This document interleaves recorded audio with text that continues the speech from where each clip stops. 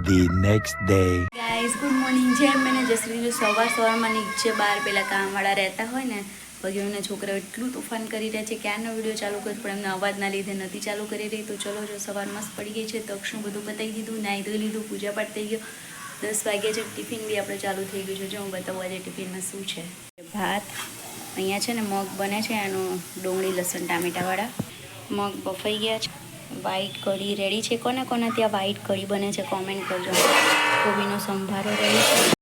અને અહીંયા ગઈ છે ને મેં કાલ રાત્રે વરિયાળી પલાળી હતી મુખવાસ માટેની. તો એ વરિયાળીની જોડે જોડે હું શેકું છું કે જોડે જોડે પતી જાય કેમ કે હમણાં પેલા કામવાળા આવશે ને તો બધા વાસણ સાથે સાથે નીકળી જાય ને એના માટે.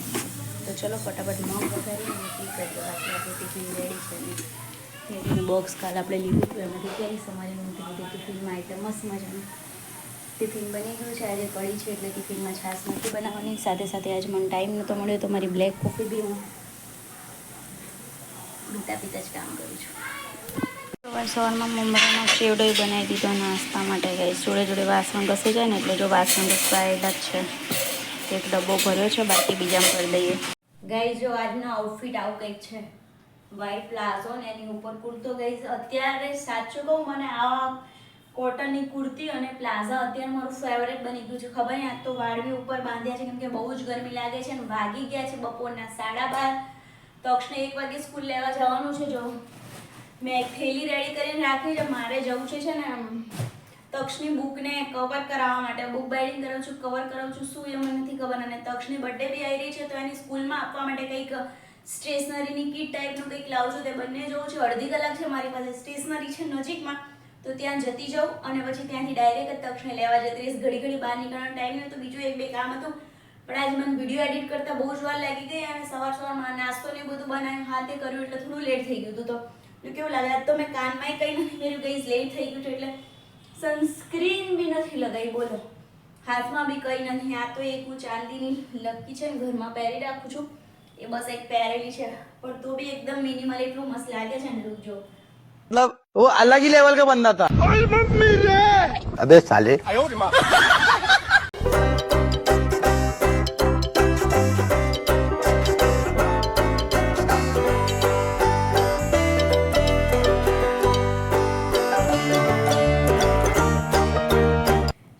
આપણે ફટાફટથી નીકળીએ ગાઈઝ. અને મેં તમે કાલના વિડીયોમાં જોયું એમ કે મેં વોક કરવાનું ને એ બધું સ્ટાર્ટ કરી દીધું છે કેમ કે વેકેશનમાં ખાઈ પાડા જેવા થઈ ગયા છે. તો હવે વેકેશનનું ખાધેલું બધું પચાવવું પડશે ને એના માટે વોક કરવાનું સ્ટાર્ટ કરી દીધું છે. થોડી ઘણી એક્સરસાઇઝ કરવાનું સ્ટાર્ટ કરી દીધી છે. થોડું ડાયટ બી સ્ટાર્ટ કરી દીધું છે. રાત્રે મેં ખાલી ખીચડી જ ખાધી હતી તમે કાલના વિડીયો જોઈએ તો આપણે હવે નક્કી કર્યું છે કે રોજ રાતે આપણે ખાઈશું ઓનલી ને ઓનલી ખીચડી. ચલો ફટાફટથી નીકળીએ ગાઈઝ. સ્ટેશનરીમાં લેવા માટે સામાન 12:30 નીકળી હતી પણ બધું કામ પતી ગયું. બુક બેડિંગમાં બુક બી આપી દીધી. અને આજે ગિફ્ટ લાવવાની હતી હું તમને હમણાં ખોલીને બતાવું કે કેવી લાવી છું એમ. પણ જો એ ગિફ્ટ બી આવી ગઈ છે અને લિફ્ટમાં આવી ગયા છીએ. હું તક્ષને બી ટાઈમ પર રાઈટ ટાઈમે 1 વાગ્યાની સ્કૂલ બી હું પહોંચી ગઈ. તો લિફ્ટનો અવાજ આવે છે બેકગ્રાઉન્ડમાં પણ ઇગ્નોર કરજો ગાઈસ. જો બુક બાઇડિંગ કઈ થઈ છે ને રાખ્યો નથી એટલે પ્લાસ્ટિકનું છે આવે ને એ વાળું કર્યું સારું થયું આજે આપણે કેમ કે એને સોમવારથી તો બુક લઈ જવાની છે સ્કૂલમાં. અને બુક બાઇડિંગવાળા કીધું રવિવારે સાંજે છે આપશે તો આજના ગઈ હોત ને તો મને કોઈ આપતું જ નહીં એટલું જલ્દી. તો તક્ષ બી આવી ગયો છે સ્કૂલથી. ચલો શું કાઢો બેટા. આઈ નો ગાઈઝ કે આજનો વ્લોગ બહુ જ નાનો બન્યો છે કેમ કે આજ મેં કંઈ કર્યું જ નહીં ગાઈઝ. એનું મેઇન કારણ શું છે ખબર છે કે આટલું બધું જે વેકેશન ગયું છે ને એના લીધે વિડીયોનું એડિટિંગ એટલું બધું મતલબ ભેગું થઈ ગયું છે કે એની કોઈ વાત નહીં એમ. અને એડિટિંગ એટલું ભેગું છે ને સાથે સાથે શું છે ખબર છે ફોન ફૂલ થઈ ગયો છે એટલે એડિટિંગ કરવું જ પડે એવું છે. આગળ મારે શૂટ કરવું છે. મારા હેર કેરવાળું બી પેન્ડિંગ પડ્યું છે. મારા બ્રાન્ડનું તો હું કંઈ લઈ જ નથી રહી એના લીધે જ તો. અને હવે સાંજ પડી ગઈ છે. 7:30 વાગી ગયા છે અને રસોઈ બનાવવાનો ટાઈમ થઈ ગયો તો હવે આજ આપણે રસોઈમાં બનાવીએ છીએ. કાલ બોક્સ લઈ આવ્યા એટલે કેરીનું રસ, ડબલ પડવાળી રોટલી અને ટીંડોળા બટાકાનું શાક. ગઈ સવાર કઠોળ કર્યું હતું. રાત્રે છે ને ગરમીમાં અને અમથું બી રાત્રે કઠોળ ઓછું ખાય છે બધા.